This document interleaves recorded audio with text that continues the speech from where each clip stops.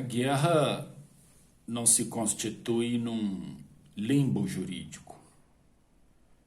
Na realidade, o que se constata da guerra é o imenso espaço ou a imensa distância que existe entre o direito e o poder. É exatamente na guerra que o poder se mostra tanto mais acima do direito, de tal sorte que ele mesmo, o poder, é que vai determinar qual o nível de direito aplicável ou não dentro da guerra. Isso se comprova, evidentemente, quando do resultado dela, na medida em que é o vencedor que determina o direito a ser aplicado em função do resultado havido. Um caso bem clássico é exatamente o Tribunal de Nuremberg, onde os judeus levaram para esta cidade de Nuremberg a sede do país, a sede do partido nazista, e lá se procedeu uma encenação com o intuito de dar a ideia da aplicação do direito, quando na realidade estava em curso uma sofisticada técnica do poder, buscando legitimar a morte daqueles nazistas julgados, como de fato, ao final, aconteceu. Pois bem, o que ocorre é que depois da Segunda Guerra, e tomado esse episódio do julgamento de Nuremberg como exemplo, a comunidade internacional se preocupou em criar uma instância tal em que pudesse ser o símbolo de uma jurisdição comunitária no âmbito planetário para julgar crimes contra a humanidade.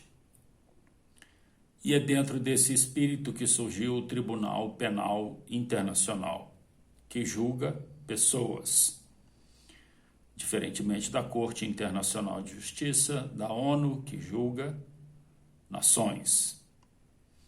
O Tribunal Penal Internacional entrou em vigor em 2002, conta com mais de 120 países, e o Brasil é um dos países membros desse tribunal, que lhe concede jurisdição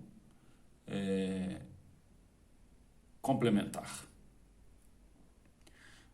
A questão, então, envolve quais os limites ou quais as competências desse tribunal. Estranhamente, nos casos em que ele atuou, 20 e poucos casos, a incidência de sua jurisdição ocorreu contra países africanos.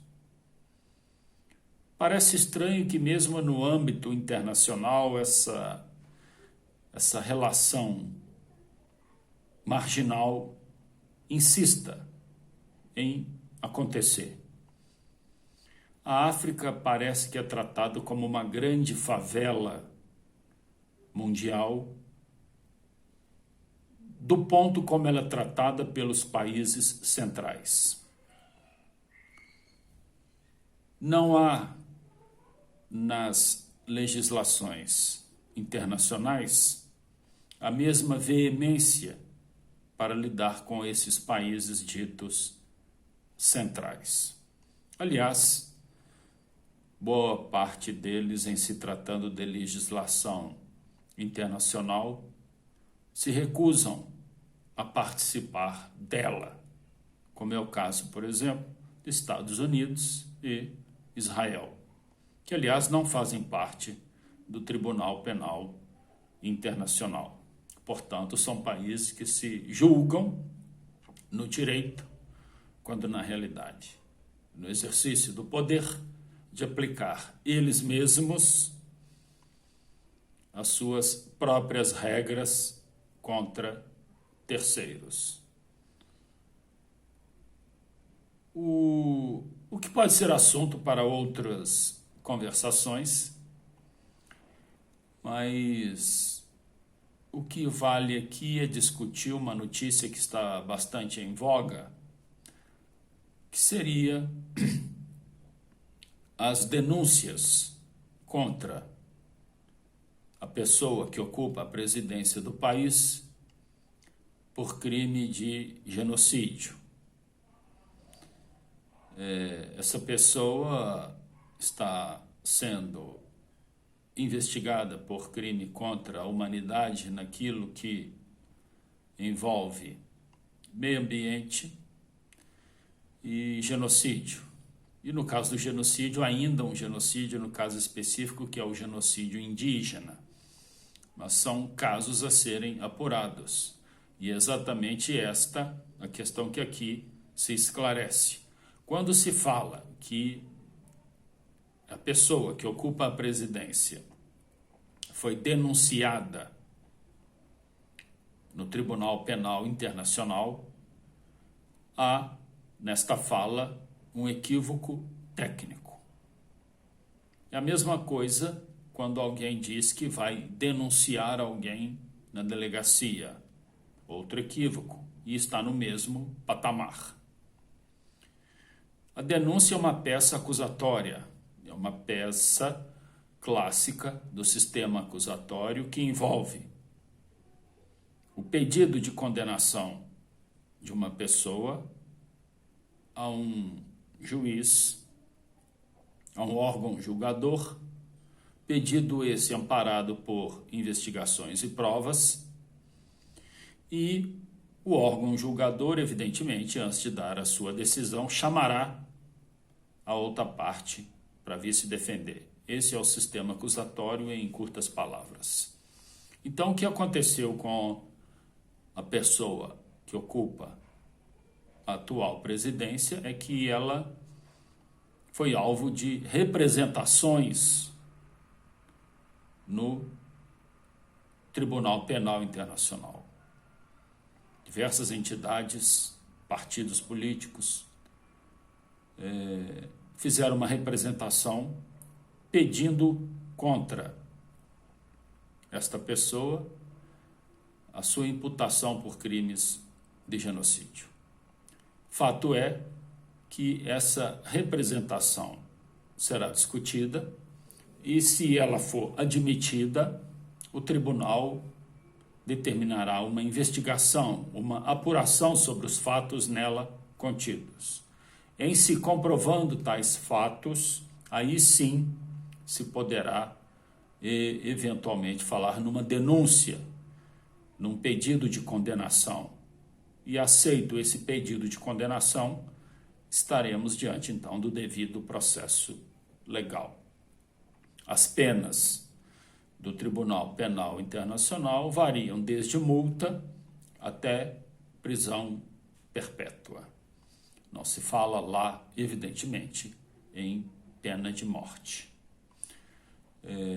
As possibilidades desta pessoa ser condenada são muito remotas. Aliás, como também são remotas, mas aí já com uma possibilidade um pouco maior, é de haver uma denúncia contra ele. Todavia, se o tribunal determinar uma investigação dos fatos, isso por si só já seria algo de grande vergonha, tanto para o Brasil quanto para a pessoa investigada. E isso eclode em algo que os ingleses chamam de the name and the shame, o nome e a vergonha, passar vergonha. Mas isso só funciona para quem tem vergonha. Algo que parece um pouco duvidoso em se tratando da pessoa que ocupa a atual presidência do Brasil.